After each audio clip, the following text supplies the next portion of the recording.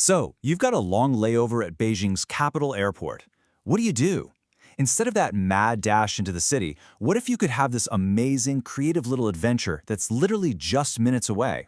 Let's jump in and see how you can turn that boring waiting time into something you'll actually remember. Okay, picture this. You basically have two paths you can take. There's the usual layover, a frantic, stressful race to the city center, you're fighting crowds, you're constantly staring at your watch. Or there's this alternative, a super chill journey into modern art, real local culture, all while staying nice and close to the airport. It's a total game changer for how you spend that time. So what's the big idea here? It's simple. We're going to forget the usual tourist marathon. Instead, we're focusing on an experience that's way more rewarding and honestly just so much easier. We're talking world-class contemporary art, amazing cafe culture, and quiet, authentic neighborhoods. And the best part? Everything is just a quick 20 to 40-minute cab ride from your terminal. No stress. So how in the world does this all fit into 8 hours? Well, here's the game plan. We're going to leave the airport early, dive right into the incredible 798 Art District, then grab lunch and see some cool modern architecture at Indigo, get a real taste of local life in a quiet neighborhood, and be back at the airport with plenty of time to spare. It's paced out just perfectly. Okay, let's get into our first stop, which is where the magic really begins. We are heading straight into an artistic wonderland, the massive 798 Art District. All right, first things first, let's get the logistics out of the way. You'll probably land around 5:30 in the morning. Give it about 2 hours for the visa and all the checks, and boom, you're in a taxi and on your way by 7:20 a.m. You're hitting the ground running right as the city is waking up. It's totally doable. Now, what's so fascinating about this place is its backstory. The 798 Art District isn't just some random collection of galleries. Nope, it's actually a repurposed military electronics factory complex from the 1950s. Artists just came in, took over these amazing old Bauhaus-style buildings, and turned it into the absolute heart of contemporary art in China. You can literally feel that industrial history everywhere you walk. You know, the street art and murals here are always changing. Some get painted over and replaced all the time, which means the whole district feels like it's in motion, like it's this living, breathing canvas. The 79.8 you see today might be totally different next year, which is so cool. So what do you do when you get here? You just explore. Get lost wandering around these giant murals, pop into a ton of free galleries, stumble upon these wild experimental sculptures around every corner. There are amazing photo ops everywhere. And when you need a little break, you can grab a coffee inside one of the huge converted factory halls. It's an experience in itself. And you know what? It's not going to break the bank. The best stuff, the street art, most of the galleries, is totally free. Your biggest costs are going to be a fancy coffee or maybe a ticket to a special exhibit, plus the cab ride to get there. It's a huge experience for a really small price tag. Okay, after soaking up all that incredible art, it's time for a change of pace. We're heading into the midday part of our trip, where we swap that raw industrial vibe for something a bit more sleek and comfortable.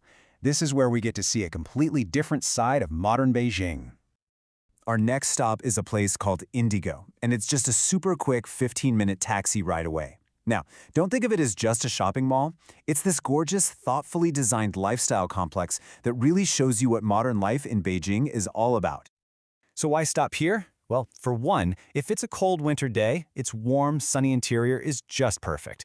It's got amazing food options that aren't packed with tourists, the architecture itself is beautiful, and there's even a quiet park right outside for a little walk. And, most importantly, it keeps you really close to the airport. And for lunch? Oh man, you've got choices. You could try a modern, lighter take on Beijing hot pot, so good in the winter. Or you could dive into a bowl of phenomenal hand-pulled noodles. And hey, if you're just craving something else, there are tons of international options too. Everything is delicious and won't cost you a fortune. All right, we've had our fill of art and modern comforts, so it's time for our final stop. For the afternoon, we're going to step away from the big and the bold and into something a little more intimate. This is where we get a peek into the authentic, everyday life of the city. Now, a lot of people think of Beijing's famous hatongs, those old alleyway neighborhoods. But the famous ones, they're usually swamped with tourists and they're a long way from the airport. So we're going to make a smarter choice. We're heading to a local hatong near Sanyangchao, where you see real life happening, not something staged for tourists. I absolutely love this description. Photographers actually call this area Beijing's quiet neighborhood lens. Why? Because it gives you this genuine, unfiltered look at everyday life. It's where you can really capture the true soul of the city, far away from all the noise. And as you wander through these quiet little alleys, you can grab some simple, amazing snacks from local street vendors. We're talking about warm roasted chestnuts, incredible smelling sesame buns from a tiny bakery, or maybe a small plate of dumplings. This is about tasting the real, everyday flavors of Beijing. And just like that, our amazing day is starting to wrap up. Now we get to the final and maybe the most crucial part of any layover adventure, the easy, totally stress-free trip back to the airport. Just look at that number, 15 to 20 minutes. That is the real beauty of this whole plan.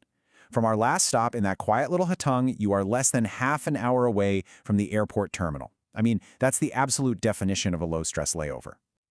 The journey back couldn't be simpler. You just grab a taxi, it's a super cheap fare, and in no time at all, you're back. You'll get to the airport with hours to spare, feeling relaxed and like you've actually done something cool, not like you've just run a marathon. So let's just go over a few key takeaways. This whole plan is fantastic for a winter trip, since a lot of it is indoors.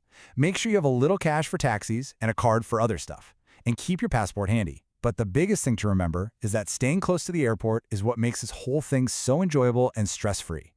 And what's the end result of all this smart planning? You get a layover that doesn't even feel like a layover. It feels like its own little mini trip. It's a perfectly packed adventure filled with art, amazing food, and a real, genuine glimpse into local life. And check this out. This chart tells the whole story. Only 20% of your time is spent just getting around.